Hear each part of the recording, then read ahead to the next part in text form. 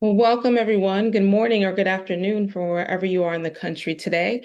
My name is Latrina Kelly James, and I will be your moderator for today's webinar, Advancing CVI, Investing in Capacity Building, Wellness and Professionalization, a Convening Debrief.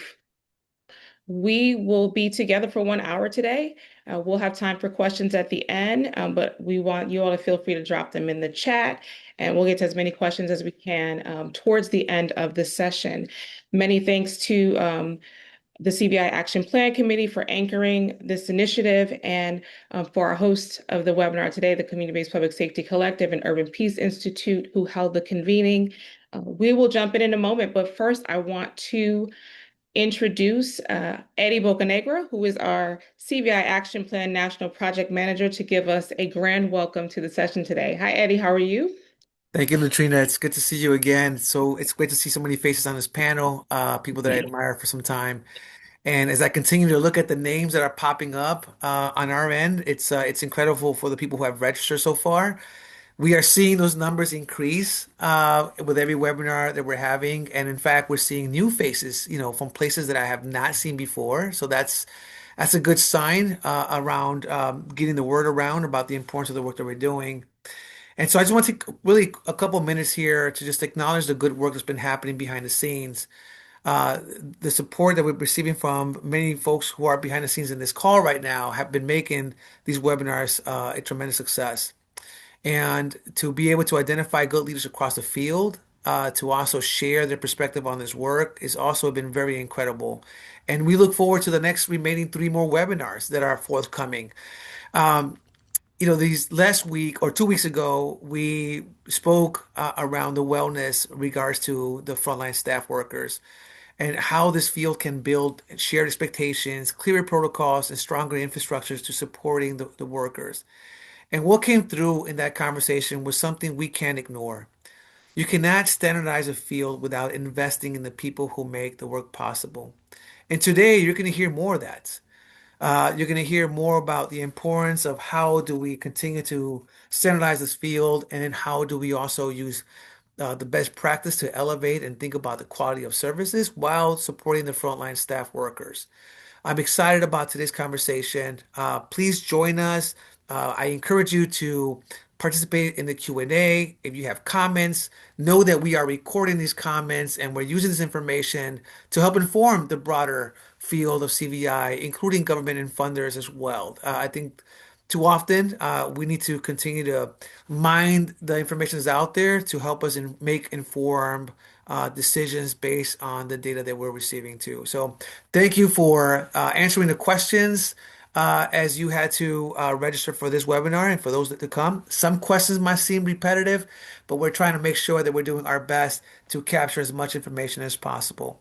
You'll hear from me again through the Q&A and at the closing end of this. And without any further delay, I want to pass it back on to Latrina. Thank you, Eddie, and thank you all for joining us again. So a quick overview of what we're going to talk about today. We've had some welcome and framing from Eddie Bocanegra. We're going to talk today about the overview of the Advancing CVI convening, some key takeaways and themes. We're going to hear from some participant organizations who were on the ground with us, and we're going to have a conversation about the future of CVI and the topics we discussed today. A little bit of Q&A, and then we're going to close you all out. I want to introduce our panelists for today, who will share so much more about the convening. We are excited. Next slide, please.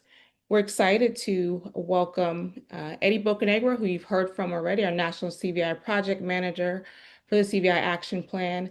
Akila Sherrills, Executive Director of the Community-Based Public Safety Collective. Lynn Jackson, with Chief Executive Officer of Peace City, Oklahoma, Fernando Rayon, the Executive Director of Urban Peace Institute, and Adrian Cook, Executive Director of Let Our Voices Empower. We are excited to hear from all of them today. But first, let's jump into giving you all an overview of what Advancing CVI convening was. Next slide. So the Advancing CVI convening was held in Newark, New Jersey, the home of New York Community Street Team, the home of deep community violence intervention work. on the ground. On December 10th and 11th, 2025, we had 147 attendees from 40 plus cities and over 22 states. And it was hosted by us, the Community-Based Public Safety Collective, and partner Urban Peace Institute, who we are both partners with the CVI Action Plan Committee. Next slide. So we posted, and with one goal that was reflected in the CVI Action Plan, which is to scale training and technical assistance for CVI professionals. We want to make sure the infrastructure is built for CVI organizations and establish minimum standards for CVI worker pay and wellness benefits. We had some deep engagement and conversations that were focused on capacity building, what it truly means to scale sustainability in our organizations. We talked about fiscal infrastructure, including nonprofit finance, audit, and all those back office systems that are needed to help our organizations run smoothly. And we all know that, the boots on the ground, the practitioner work is the heart of the work, but the foundation is also how do we sustain that fiscally in our organizations. We talked about workforce wellness with attention to trauma-informed supervision, healing practices, and building out to our organizational cultures. We looked at standard operating procedures, some emerging national protocols for frontline workers. We talked about data and evaluation, an urgent need for community-driven metrics, and leadership development. We emphasized the role of discernment. We talked about boundaries and training and building healthy and mission-aligned organizations. Next slide. We had some key panels and workshops that were well attended and well talked about across the convening and afterward. One of them was the National Standards and Protocols for Street Outreach and Risk Intervention. This workshop talked about practical applications that resonated deeply with our attendees. A lot of them appreciated the deeper insight on how protocols are implemented in real time, what the nuances look like, and the need to move towards standardizing these protocols and practices. So we're speaking the same language and codifying our practices. Strong foundations, what it really takes to build a sustainable CVI organization. This panel dug into what it takes to build sustainable organizations with real world insights about finance systems, the ups and downs, what we should be using, what we shouldn't use, governance, how we build up our boards and leadership, and what it means about leadership pipelines. So the pipelines from practitioner to leadership and what it means to scale up our leadership. We had a session on the power of stories, and this was a master class in narrative strategy for CVI. We had seasoned leaders in the CVI field and narrative strategists in the room, and they shared some key ways that we frame our narrative authentically and in alignment with our mission. And then wellness programming, which was incredibly effective, how we support our staff. The facilitators of that session emphasized self-care and that healing are not the same. Self-care and healing are not the same. We can take care of ourselves, but can we heal through the trauma that we face? Can we heal through the trauma that we're experiencing in the field every day? They called for organizational wellness planning, trauma-informed supervision, and redefining what care looks like in our workplace. Next slide. I want to hand it over to Akila Shirelles to talk a little bit about two key events during the convening. Akila, thanks for joining us today. Good morning, good afternoon to all of the people on the East Coast. Just so grateful to have been a part of the convening and to be able to participate in these two key events that I'm going to share a bit about. Healing Hands is the Newark Community Street Team's kind of community-based funding strategy. It's important that we have a diversified funding base in terms of our work. And so, governmental funding, foundation funding, but also you have to have individuals who actually buy into the work so that, you can sustain, this hard work in the field, right? So during the convening, we offered a field trip to the Newark Community Street Team to participants to see what a high-functioning CVI organization looks like on the ground. Ray Chavis, the executive director of the Newark Community Streets Team, hosted this informational about the robust ecosystem that Newark created in the city. NCST was launched in 2015 and houses the city's like Safe Passage program. They launched the city's first high-risk intervention team. They also run a victims advocacy and services unit. In addition, they launched the city's first hospital-based violence intervention program, the city's first community-based trauma recovery center, where they're providing healing services to residents as well as to the staff at NCST. In addition to the city's first non-law enforcement response to OD. So they have a crisis team in the field that's embedded in both EMS as well as that responds to OD, calls in the field. It was just, phenomenal conversation, in which each one of the directors of those particular programs talked about their own personal journey in terms of the work and also how the work is actually impacting the field. In addition, they lifted up the work that the Public Safety Roundtable did in creating the Office of Violence Prevention. There was a lot of organizing and advocacy work that happens from various organizations in the city to create, the OVP. Moving 5% of the city's public safety budget into this new office to be able to fund this work on the ground in perpetuity. The event was meant to expose community partners to the ecosystem, of these types of services that led to the historical decline in the city. Next slide. In addition, we hosted a memorial for our brother, Dr. Akil Bashir, who is the founder of BUILD and the creator of the Professional Community Intervention Training Institute. One of the best scenario-based trainings in terms of conflict resolution, mediation, and de-escalation strategies in the country. Dr. Bashir has been doing this work for over 50 years, and it was a huge loss to the field, his transition. But one of the things that we know about the commander was that he was deeply engaged in educating people about succession planning. So he left the blueprint behind. And so we got an opportunity to hear from his daughter, Halima Bashir, who is now the new executive director of the agency, the Black coats that I like to affectionately refer to, our brother Nico, T-Top, Ant. These cats have been with Akil Bashir, since, for about 15 to 20 years, doing this work on the ground and doing trainings all across the country. In addition, we were reintroduced to Damon Durden, who is actually the former executive director of the Newark Community Street Team, who is now the new master trainer for BUILD. So the legacy continues, family, in terms of the work. Next slide. And so just to share, some of the key themes and takeaways, from the convening, family, CVI is delivering real impact, but the infrastructure hasn't kept up with the pace of the expectations placed on the field. Folks, still require us to solve all of the problems, like in the space with very, little resource. Our practitioners are doing exceptional work on the ground in terms of intervening and mediating conflicts to peaceful resolve. But you've also heard me talk about there's the business of intervention and then there's the direct service provision. And there has to be balance. And we continue to struggle to receive and absorb investment. We continue struggling reporting on impact and utilizing data to take credit for our work and to address kind of real issues of attrition. The push to professionalize, has brought, many opportunities and risk with many organizations, having to formalize systems without the adequate resources and protections.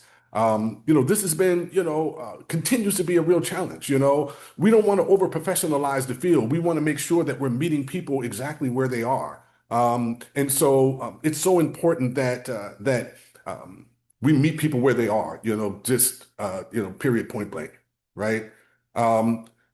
Supporting executive leadership, and building new leaders is a challenge, right?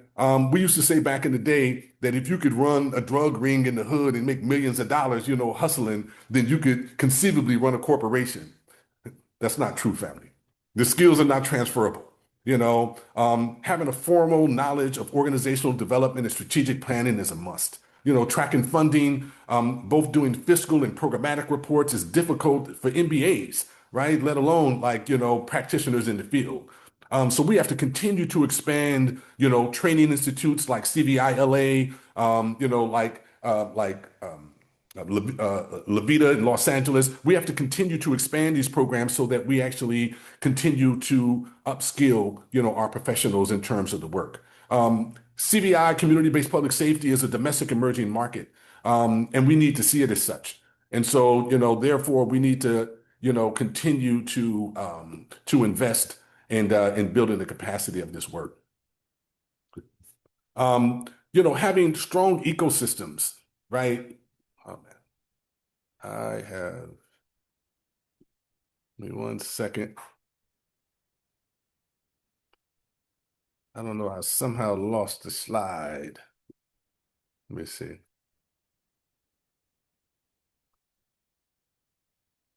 But let me just say that coalitions are about political expediency, family, and serve a real purpose in terms of the work, and sometimes are easy to navigate and join.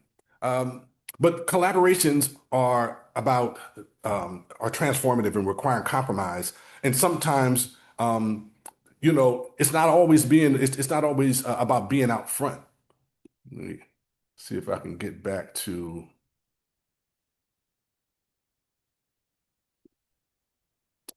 I don't know what is happening. Sorry, family, with this tech thing.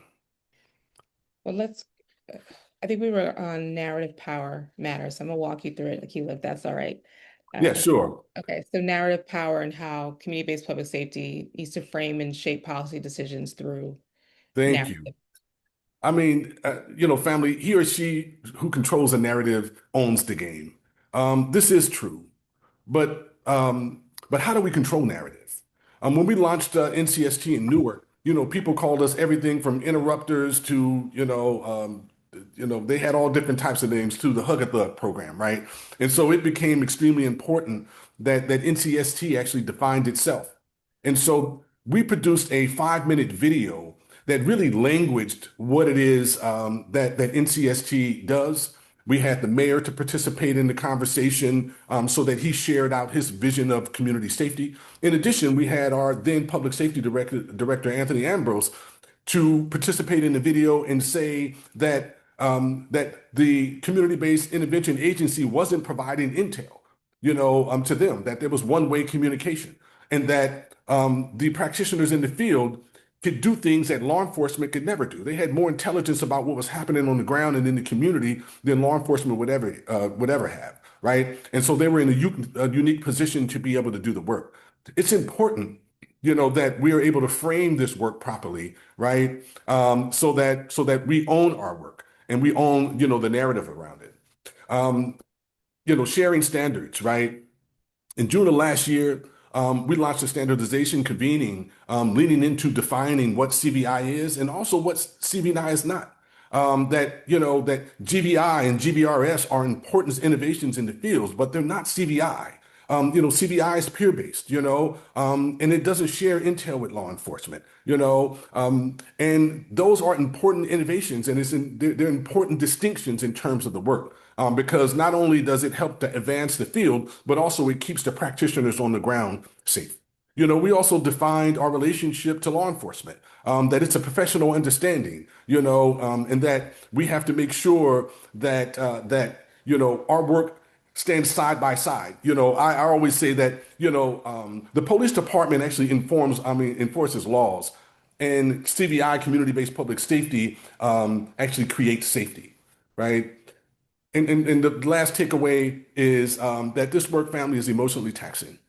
And so it's so important, that when we launch organizations and we are having, our weekly or biweekly meetings, that we're doing check-ins with one another. One of the things that we used to do at NCST and still at our agency now, we do highs and lows, because sometimes, people might come to work, carrying like kind of, trauma. And it's just not the day to poke fun with them because it becomes a trigger, right? And so it's important, and this is for like kind of small organizations that don't have a lot of money. But for organizations that are growing and expanding, you want to incorporate like kind of strategies like into your work so that we are taking care of folks. And with that, I will turn it back over to Latrina. Thank you, Akila. I appreciate that so much. And I'm glad you said our smaller to mid-sized organizations because I want to shift and hear from our organizations on the ground who are doing this work and were at the convening with us and get some insight. And so the first person I want to introduce is Lynn Jackson from Peace City, Oklahoma. Hi, Lynn. It's good to see you again. Hello, everyone. Nice to see everyone on the call right now. I'd love for you, Lynn, to just give a little bit about your organization. And then I want to ask the question, you can go right into the answer about some of your insights that you gained from the convening and what you took away as next steps for your organization and the work on the ground. Okay, well, I am Lynn Jackson, as you guys seen it, CEO of Peace City, Oklahoma, and we are a community violence intervention program, the community violence intervention program in Oklahoma and Oklahoma City. Coming to the convening, some of the things that really stuck with me when I came was the obstacles to funding within CVI. This is my first time working for a CVI program, and obtaining funding looks quite different for CVI. Part of it, what I realized. What I was realizing, but then was confirmed at the convening, was that a lot of funders and just different individuals, they are not familiar with the grassroots work and realities of CVI work. The pressure to professionalize is not just something here in Oklahoma due to our demographics or our population, our statistics. This was something that's taken place in multiple states. And so that demand to professionalize without having all of the adequate resources.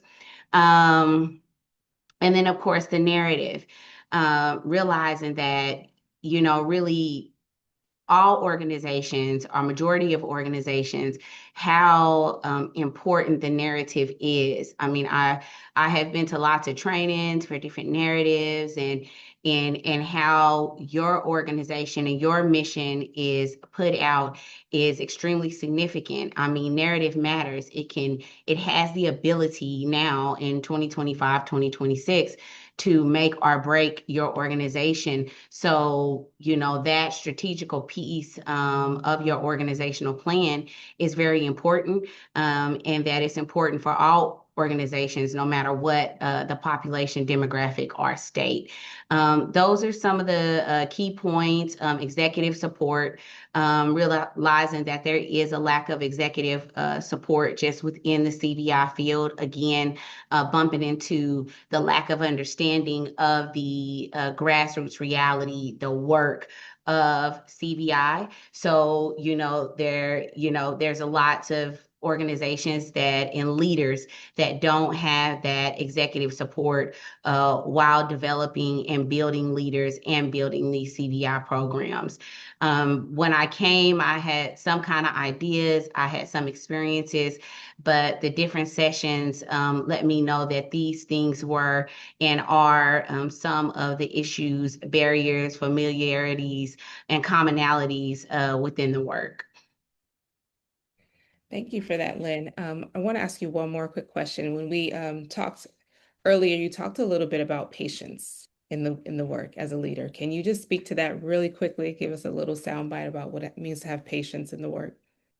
Right. So, when I left, that's one thing that I took with me that, was said over and over again is having patience, patience with yourself, patience with your staff, patience with your community, patience with your participants. It is common in CVI for it to feel draining at times, emotionally draining, and things of that nature in any public safety or public health program. But continue to coach your staff, continue to do the things that you are doing. Don't give up. This is a growing and developing program, and to keep going. That is what I saw leaders that have been in CVI for a very long time and discuss their experiences, and it was patience and consistency with inserts of disappointment and happiness, success and failure. But they continue to go on and do what they needed to do to continue to be able to impact the community. And that is something that I brought back and that has kept me going and growing our team here in Oklahoma as well. Thank you so much, Lynn. I appreciate you being with us today. And the link to Peace City OKC is in the chat. So please check out Peace City OKC. The work they're doing out there in Oklahoma is amazing. Thanks so much, Lynn. Thank you. I want to bring in really quickly Adrian Cook, who is with Let Our Voices Empower. Adrian, how are you today? I'm good. How you doing? I'm good. So same question. I want you to give just a little bit about your organization and then very quickly give us some insights from the convening and what steps you took with you back to your organization into the field. Okay. First I'd like to say, Mama, I made it. You know, this is definitely a pleasure. So I definitely wanted to get that out of the way. My name is Adrian Cook. I'm the executive director of Let Our Voices Empower, which is an acronym for love. I believe that love cures all. I just believe that we lost our way in knowing who we are as a people, the value, and how to love. And I believe that you can't give something that you don't first receive yourself. So if you don't know how to love yourself, then how do you know how to learn to love others? We're on the ground CVI work. Here they call us the 2 a.m.ers. But we're on the ground, we're boots on the ground, building relationships, putting youth and young adults and even older adults in better positions, giving them a different mindset. A lot of time when people ask me, what do we do? I don't like to talk about the violence because I believe that violence is the effect. I like to talk about is the cause. And I think the cause is trauma, being oppressed for so many years and the like. And just things like that. So we just try to be that person for whoever we're dealing with, our participants, and be the best we can for them to put them in the best position possible to get better outcomes. Thank you for that. And yes, you made it. We're glad to have you here with us. Can you talk about a little bit about the insights you got from the convening and then some things that you took away for next in your organization?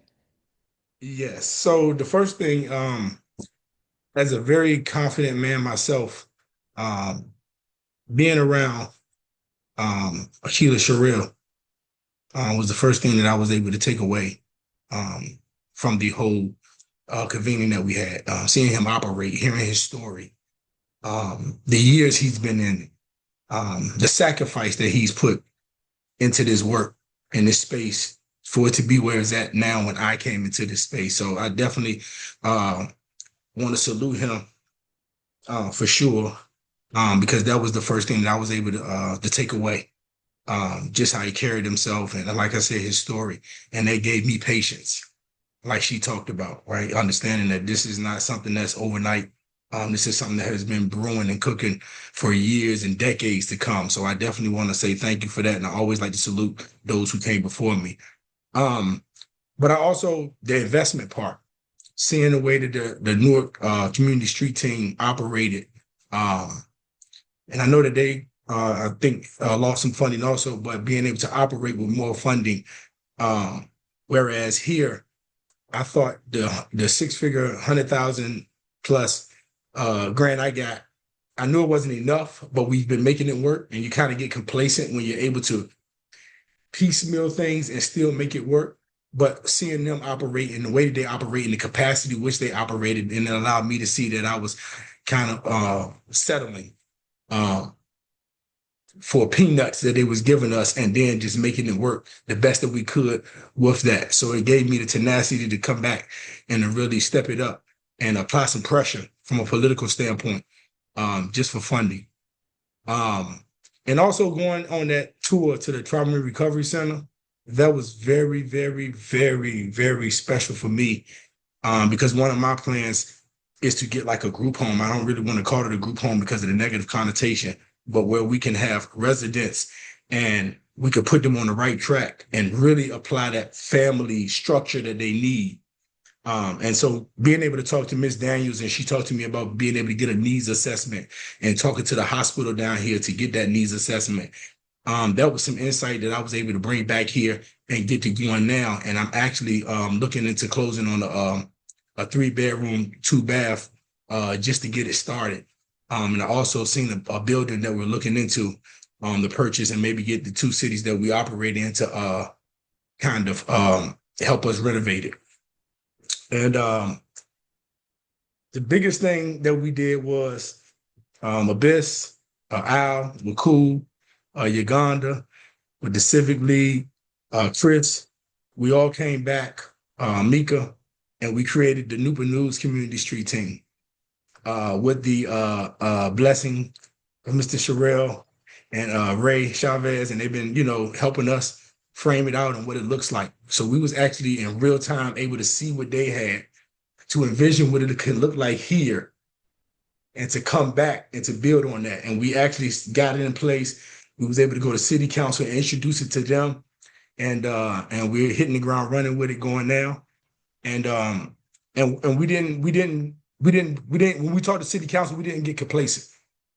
Like, we came, we were stern, we was assertive, we had our ask, and that's what we standing on. And that's what I took away from this. And I just, want to thank y'all for the convening, and definitely thank y'all for having me on this panel also. It's definitely a pleasure. Absolutely. Thank you for sharing, and congratulations on the moves y'all are making in Newport News, the Newport News Community Street Team, and all the work y'all doing. Excited for you all. Appreciate you. Thank you so much, Adrian, for joining us today and sharing. So we're going to shift a little bit. I want to bring back Akila Sherrills, and I also want to welcome Fernando Rayon, the Executive Director of Urban Peace Institute. We want to have a brief conversation about some next steps for the field. And we're a little on time, so I'm going to ask these gentlemen who are speak so well and give us so much to be as distinct, but give us the quality as possible. So there's a lot of themes that came out of the convening. I'd like to take a few minutes to discuss it with both of you. One of the common themes was leadership. And it came up, our participants, Lynn and Adrian, talked about it. It came up in some of the sessions, but it was a common theme around the 2 days around some practitioners who are very engaged with senior leaders or kind of OGs in the work. They engaged, and there's this urge to get to this level of leadership, right? And so, the Aquilas, the Fernandos, the Cabanes, the Melvins, and so forth, who've been in a long time.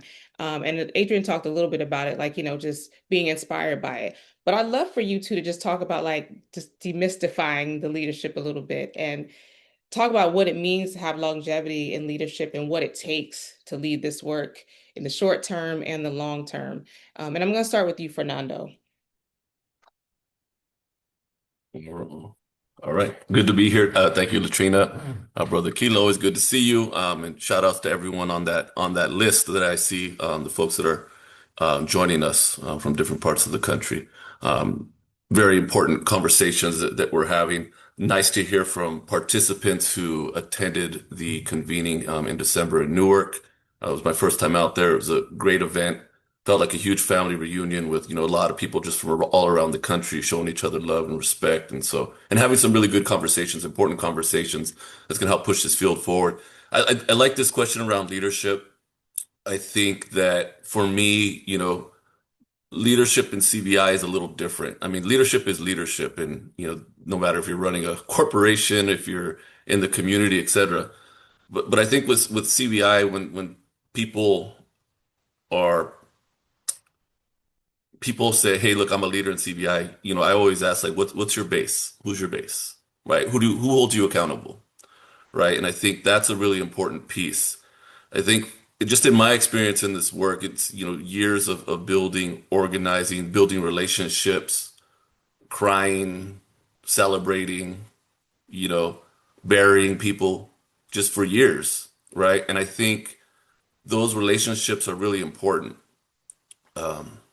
because, this work is really, what I love most about this work is really, it's the people that I meet, people that have taught me, And in some cases, some of the elders who have kind of raised me in this work to make sure that I stay in bounds, that I understand my role, and that, I learn a lot of things that a lot of people aren't going to know because you're not going to have access to that type of knowledge unless people bring you in and they respect you and they're willing to share with you and give because they know that you're going to help represent it and reflect it. I think as a leader, it's also important to bring people up and create space as much as possible for people to step in. That is the only way we're going to sustain this work. I've done research on movements, in particular the Chicano movement in LA.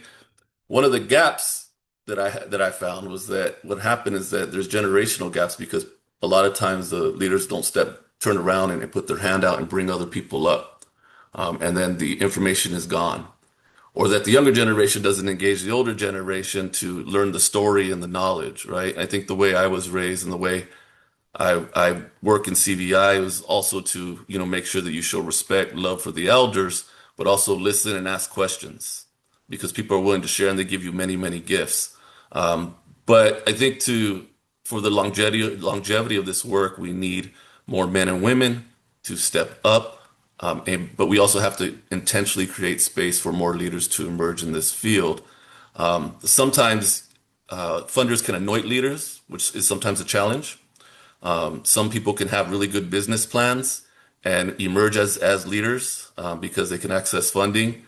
For me, it's building it from the ground up, that you have to have something to stand on so that you can actually speak for the field. And to me, that's really, really important. And you have to be held accountable. I'm accountable to my folks out in LA, people that have close relationships in other cities like Chicago, Oakland, and everything. I'm held accountable to them too, because if I'm speaking, I want to make sure that I'm reflecting the best interests of our folks that are dealing with the reality on the ground, trying to build out a new system that is based on community-based safety, as opposed to just the enforcement of laws. I appreciate that, Fernando. Akila, same question. What does it Yeah. take? Longevity. Both Fernando and I have, we share a mentor and a brother by the name of Tony Massengale, who was a profound, organizer in the city of LA.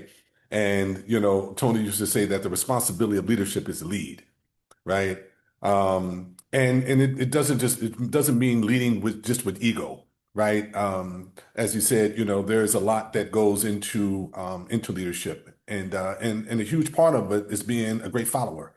I've been a student, of many, folks, and I've had the fortune of being a part of many organizations and leading agencies. I mean, from the American program with Hall of Fame great Jim Brown, to the Community Self-Determination Institute that I launched right after, leaving American, to the Reverence Project and the Alliance for Safety and Justice and Californians for Safety and Justice, the Newark Community Street Team, and now the Collective. And I tell you, family, I am nothing without my team. In any of those scenarios, I just want to give a big ups to Latrina Kelly James, who leads all of our RTA work across the agency. When I first was able to raise capital to launch the Collective, both E and I, our next hire was Latrina, because we knew that we know what we know, and we also know what we don't know. So it's important that in leadership you play to your strengths. So you have to learn how to delegate. There's a whole thing that arises called founder syndromes. When you launch an organization and then you become so protective of that baby as you're growing it. But once that thing gets legs and it's moving, you have to create space, in the agency for others to instill their vision in order for it to move forward. And so just grateful for my team today, because I wouldn't be here without them. Appreciate you. We appreciate you too, Akila, and we appreciate you both for the longevity in this work and the sweat, the tears. Mhm. Know that you appreciate it. You appreciate all of us. Akila, I want to direct this next question to you about workforce, because you talked about it a little bit earlier. What does holistic workforce development look like to you? And how should we approach that as a field? It came up a lot around the spirituality and the taxing nature of this work. Can you talk really briefly about how we should be approaching the workforce right now? 2 years ago, Professor Toby Sanders and Ray Chavis hosted a workshop. I was a part of the workshop at Giffords Conference. Giffords is coming up, family. Don't forget to register, right? The Professor Toby Sanders launched a workforce development initiative at the Newark Community Street Team because one of the things that we saw was a lot of attrition and turnover. Initially, we saw it as a negative thing, the turnover, but then realized that all of the people that we had trained, through the organization in the South Ward of Newark, became allies of our work. And because they knew, how to do conflict resolution and mediation and de-escalation strategies, and they lived in those respective neighborhoods, they became a part of the extended family, even though they weren't employed by the organization. Professor Sanders utilizes this approach called transformational education and andragogy, right? This combined strategy is like the hero's journey. Because some of our folks, family, that are in the movement aren't, wasn't the best students in school, right? Some folks, are functional illiterate. Some folks, have dyslexia. But none of these things determine your altitude in life. And so we have to develop workforce systems, that meet people exactly where they are, that help folks to access, their destiny force, you know what I'm saying? So that they can actually live into their life purpose. And so for some of our folks, it's not, doing, reports. Like I remember Latrina, not Latrina, but Dorena Johnson, who is one of the directors at the Newark Community Street Team. When we first met, she was an exceptional outreach worker doing safe passage around the work, and she loved being out in the field. And, I was like eager to have her to step up and be the supervisor. And she was like, nah, I love this right here. Now she's done, had multiple like kind of advances in the agency, but she knew where she was having her greatest impact. And so I would say that uh, NCST's workforce development process is called New You, and I would encourage folks, to connect with them and go and visit. And also reach out, to Toby Sanders. I think that he'll be doing a workshop this year at Giffords, talking about workforce development. Just extremely, important process, for us to meet people where they are in terms of the work and not build systems above the people who do this work to make a difference in our neighborhoods every day. Appreciate that, Akila. So last question, because I know we're short on time, but I really think I'm really excited about this question because, with all the successes and challenges that CVI has had over the last few years, have been gaining ground. And we all know this work's been on the ground for 30, 40, 50 years without a name, right? But, there's been a lot of money put into the field. There's been a lot of investment put in, a lot of interest. And with all these ebbs and flows, how do we future-proof this work? We've had some challenges over the last year in the field. What does future-proofing this work look like? And I want to give you the floor, Fernando, first to just talk about what that looks like, future-proofing. Thank you. So yeah, just briefly to touch on what Akila was saying, but it's also like, man, we have to learn how to relax. Like Brother Taco out of LA, he has a great story because he took a group of peacemakers from LA to the Catalina Island, which was about an hour, hour and a half away. You get on a boat and you go out there, and people were out there, and it took a while. Like people didn't know how to put their shoulders down, meaning to relax, right? So we kind of have to practice it, right? If you want to practice self-care, if you want to practice some type of healing, like you really have to practice it and commit to it and dedicate because it's work to learn how to relax when you're so stressed or high strung because you're dealing with crisis many times or you're stuck in that mode. And so that's also a process that we have to go through, and we need support on that. As far as the longevity, I think over the last, I think 4 years, and particularly with the Biden administration and the funding coming from the DOJ and federal agencies, we saw the infrastructure be built around the country. Obviously we know that it's been taken away and it's being stripped, and we have to fight to protect and sustain what we have.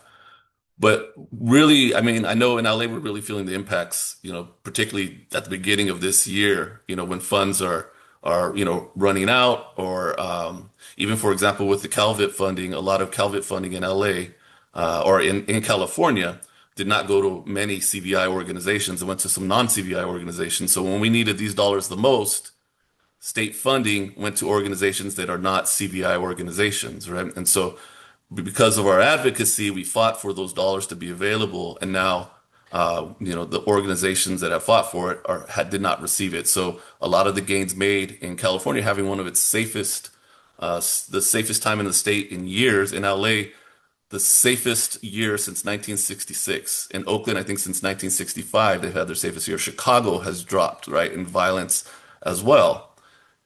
So we're seeing this, but now with the defunding of CVI, we are going into this like survival mode where we have to hunker down, likely for the next 3 years, but continue to protect and sustain what we have. And particularly in LA, the workforce is impacted because the workforce is going to have to scale down with the lack of state, federal, or any other type of public funds, other obviously than the grid office. And we just got together with the mayor and some council members to talk about the declines in violence in 2025 and the successes that we've had. But also we need to make sure that philanthropy stands up and helps us to sustain and protect a lot of the infrastructure that has been built. To future-proof it, it's really all comes down to power building. I know Akila and I talk about this all the time. Melvin at the grid office and I talk about this all the time, is like, how does the community people, how do community folks come together, CVI leaders come together and advocate and make sure that their voices are heard and that people understand, this is going back to narrative, that CVI is essential to public safety. We cannot say that enough. It's been proven in California. It's been proven in LA, Newark, New Jersey, Chicago, Oakland, all these cities that are doing this phenomenal work. And we are just as important to public safety as law enforcement. And we know that just the enforcement of laws alone is not going to keep us safe. Safety is different. Public safety is transforming. And we're at the forefront of that. Now that we have to we're slowed down because of the funding, even when we didn't have funding, people still made it happen because we know how to survive and we know how to continue to persevere in extremely difficult circumstances. And so for us, when I speak to the field of CVI, is that we have to continue to communicate, support one another, leverage resources, support each other, I think, through this process, and make sure that people understand is that if you say you want to fund CVI, you have to make sure that it gets to the ground and allows organizations who have built infrastructure, or cities that have built infrastructure, to continue to deliver services and engage the highest need individuals on the ground to ensure they have opportunities that go beyond what they currently see. And that's particularly those that are still caught in the cycle of violence. So future-proofing this work, we need to continue to build power, continue to organize, continue to engage, build as much infrastructure as we can, and support one another. And I think with the CVI Action Plan, we're trying and working to bring groups together to engage folks that maybe are not engaged, reach out to different parts of the country to say, hey, we need each other and we need to learn from each other, listen to each other, and we want to build together and really create this vision of what CVI can be in relation to public safety as part of that public safety ecosystem in the future. Yeah, and I'll just add, quickly that future-proofing this work, family, is about, as Fernando said, building power. We have to get out of this, this thing of we're begging law enforcement, we're begging elected officials for dollars to include us in the process. And I'm gonna go out on a limb and say that the system respects our work. You know what I'm saying? The data that we're now being able to produce, showing that we're actually reducing violence and crime with and without law enforcement, is impactful. But the thing is that they don't fear us. The folks, the electeds that are sitting in these seats. CVI practitioners, community health workers, like we're not traditionally organizers. We're advocates and activists, and most of the time we're in the field doing this hard work to make it happen, and we haven't been organizers. And so Fernando said, it's about building power now, right? So at the CVI, at the capacity building convening, we launched the Community-Based Public Safety Association, which is taking a page out of the book of the FOP, the federal, Fraternal Office of Policing. They're not a union. They're an association. They provide training and education and all of those different things for, correction officers in the field. And they show up in cities when mayors are talking about defunding the police and taking their resources. And they do hardcore campaigns. They fund, leaflets. They do phone banking. They do door knocking.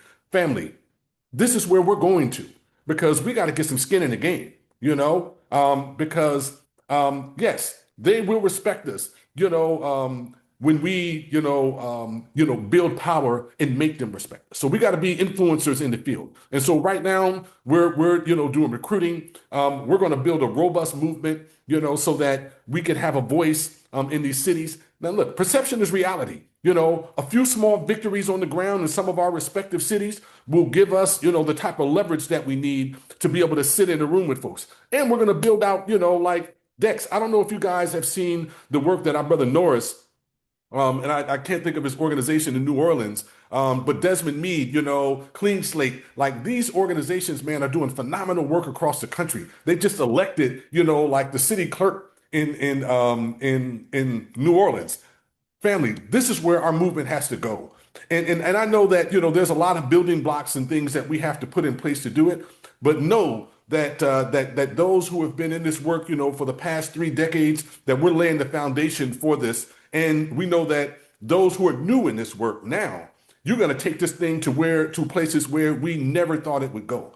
And so we're looking forward to continuing to build power and partnership. This is why our next 3 convenings around the CVI Action Plan are so critical, that we have your voices at the table. And we're looking forward to just, continuing to advance, this domestic emerging market and this healing strategy that we're doing that's making our community safe. Well, I'd love to talk more about this, but power, power, power. That's what I hear. Building power. And I feel like we're just going back to our roots, right? This work was started on the ground with people organizing, coming together to keep our community safe. So changing is just elevating what we've already known that we need to do. So I appreciate you both. Thank you so much. It's good to see you. It's good to have you all in space with us today. I'm going to hand it back over to Eddie Bocanegra, who is going to close us out. But thank you both so much. Appreciate you. Thank you, Latrina. Some of the feedback that we have received in the other webinars has been, can we extend these webinars for another 30 minutes? And the truth is, I think there's many of us that would love to do that, because these conversations are really deep. In particular, this conversation today, to hear from the panelists, Katrina, your perspective as someone who's training nationally. I sometimes I struggle with the fact that, we are tasked to do services, to do all the things that you just highlighted: organizing, direct service, providing other support systems or services for our participants that are driving the violence, right? Which, by the way, there is research that already states that in most cities, 60 to 70% of the violence is concentrated in certain pockets of communities and are driven by less than 1% of the people. But yet our funding streams are not always connected to that.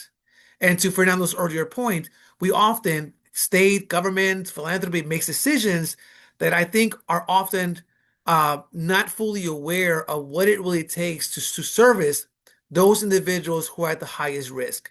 And the ecosystem that you all have mentioned today that it takes, right, to be able to build that village. I loved the facts of what Adrian and Lynn mentioned about their perspective as leaders in places that often we don't always hear about. On this call, we have folks from Indian country. We have folks from different regions around the United States that I would say their voices have often been excluded from these conversations. And so it gives me hope, right, that what we're doing here is building a base that's going to allow us, right, to really challenge systems and policies at the national and local level, so that this work is really highlighted at the forefront as it relates to public safety. And so excited for a couple convenings that we have coming up in the very near future. Excited about this next 3 webinars, particularly with the next webinar that is being hosted by the Black and Brown Research Collective, which is happening on March the 10th. And we will be sending a save the date with more information shortly after this webinar. But I just want to just take a couple minutes here to one say thank you truly to everyone who joined us today, and a special thank you to our guest speakers for bringing such clarity and honesty and a commitment to this conversation. What we heard today is that building a sustainable CVI organization takes far more than just passion or proximity. It takes structure, it takes investments, and it takes a deep commitment to the people who carry this work every single day. You know, I'm the kind of person when I was at DOJ that I love popping the hood in people's cars, right? When they showcase what their work. And on the outside, it's like a Lexus, right? It's an Audi and it looks amazing, running on 8 cylinders, right? And you pop the hood and you realize it's a Ford Focus, not even a 6 cylinder, 4 cylinder, right? And there's nothing wrong with that, by the way. There's nothing wrong with that. But we should really spell out what it is, because another big lesson that I learned was that too often we recycle the same leaders over and over and over. So how are we creating intentional space for the other emerging leaders that are coming up? And so these meetings have been excited. I'm excited about what's coming up next with the narrative that is the narrative webinar that they'll be hosted by the Javi on April 26th. And then, I mean, on March 26th. And then on April 16th, we have Jose and his team are going to be talking a lot, focusing on our policy and advocacy. And so there's more to come. We'll be having these links to these webinars in the very near future. Again, we're out of time. Thank you so much for everything. And we look forward to our next convening. Thanks, everyone.